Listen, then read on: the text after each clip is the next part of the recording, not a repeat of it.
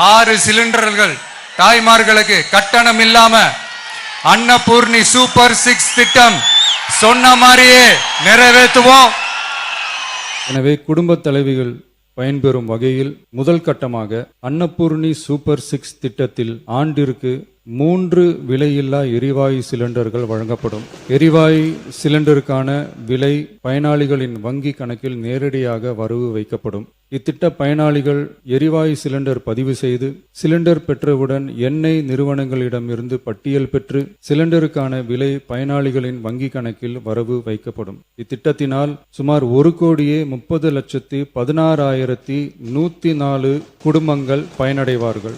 அதாவது ஆண்டு வருமானம் ரூபாய் 2.5 லட்சத்திற்கு மிகாமல் உள்ள பொருளாதாரத்தில் பின்தங்கியுள்ள குடும்பத்தினர், சிறு குறு விவசாய குடும்பத்தினர், மாற்றுத்திறனாளி குடும்பத்தினர் போன்ற சமூகத்தில் உள்ள நலிந்த குடும்பத்தினர் பயனடைவார்கள். இத்திட்டத்தினை செயல்படுத்துவதற்கான ஆயத்த பணிகள் துவங்கப்பட்டுள்ளது. இத்திட்டம் வரும் பொங்கல் பண்டிகை ஜனவரி மாதம் முதல் செயலாக்கத்திற்கு கொண்டு வரப்படும்.